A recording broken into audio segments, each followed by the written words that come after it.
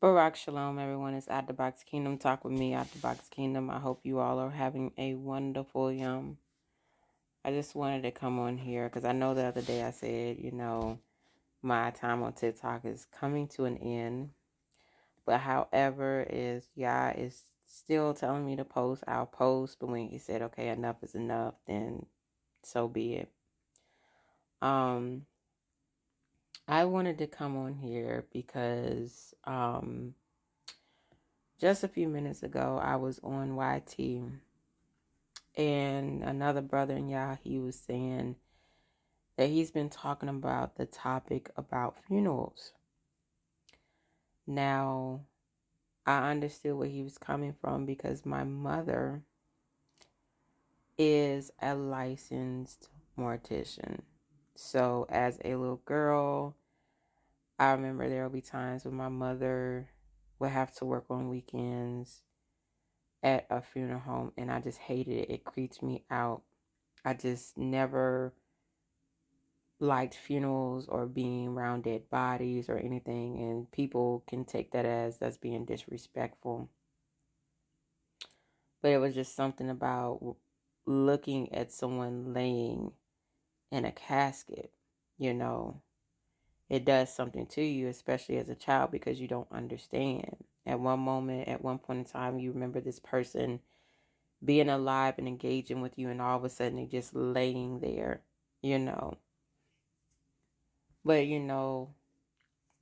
as you grow older and you come into in the truth more, you realize the origin of funerals did not come from our culture as Hebrews, or should I say Yehudins or Yashrael. That came from the Mitzrites, right? The pharaohs, because they had rituals. We see now that funerals have become out of hand. You have people fighting. You have people, the mistresses coming in there disrespecting the wives. You have them always playing that song, I shall wear a crown.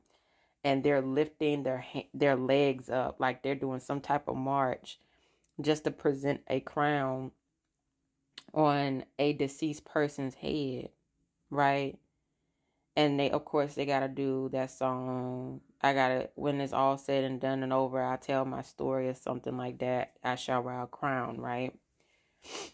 But for those that read the word of Abba Yahuah, we see it time and time again in the laws, or should I say in Torah, that the Most High would tell us not to go near a dead person, right?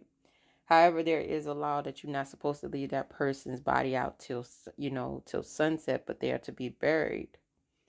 But you would have to go through a cleaning process if you touched a dead person, right? Someone that was dead. But then we also see in Leviticus, when it came to the Levitical priests, and that was the ones that really couldn't go near dead people. But in Ezekiel 25, chapter 44, verses 25, it says, and they are not to defile themselves by coming near a dead man, but only for a father, mother, for a son or daughter, for a brother or unmarried sister. They defile themselves, and after this cleansing, they count 7 yeomen for him. And on that yom that he comes into the inner court of the Kodesh place to attend, in the Kodesh place, he brings his sin offerings as Adon Yahuah.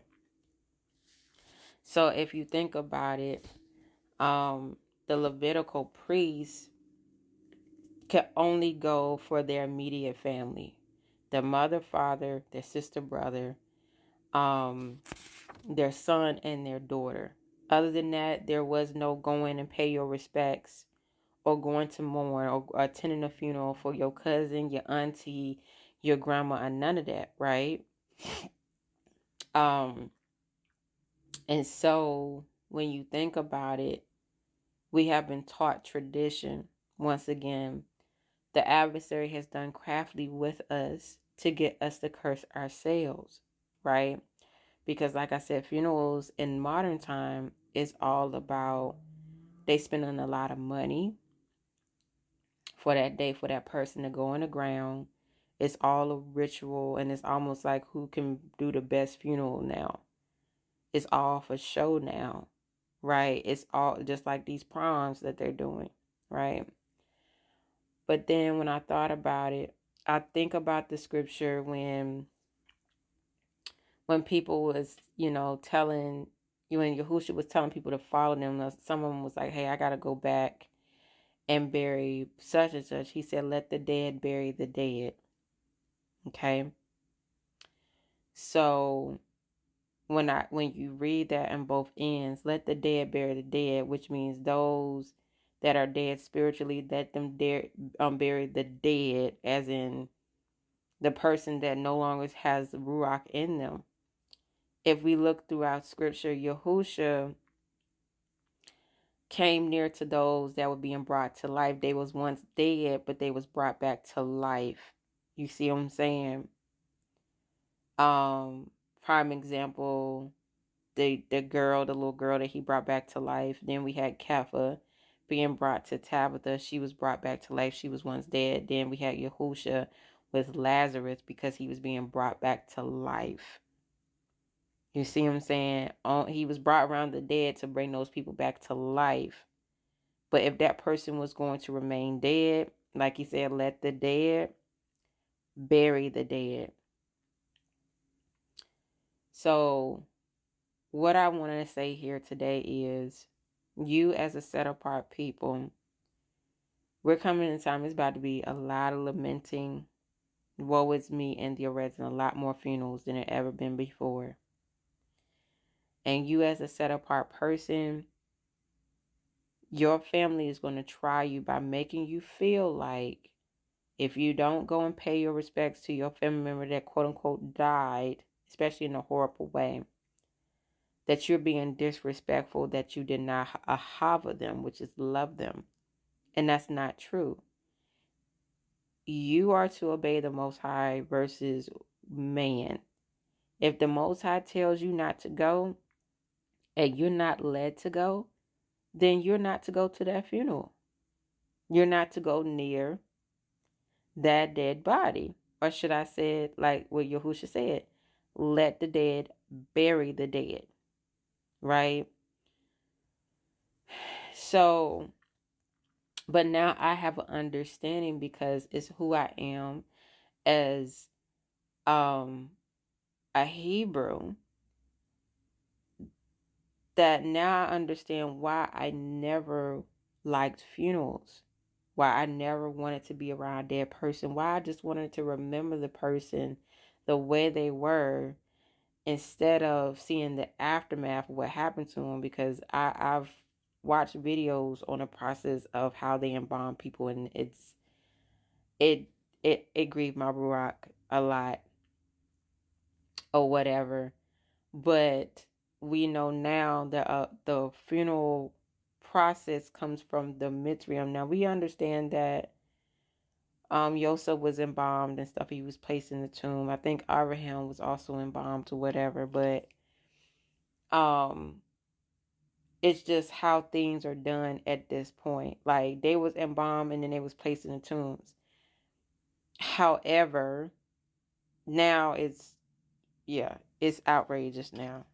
But what I want to say is, do not let your family members try to guilt trip you into doing something that you're not obligated to do. There's nowhere in scriptures that says you're obligated to go to a relative's funeral. You know what I'm saying? If they was not living their life right, even though they like to say R.I.P., if they was not living right with the Most High Yahuah and walking in his ways, they are not resting in peace whatsoever. And it's sad because they're waiting for the second judgment. However, you have to stand your ground because you're being transformed by the renewing your mind. The Most High is using you to break those generational curses. You have to protect your mental sanity, just like the brother Yahuah said.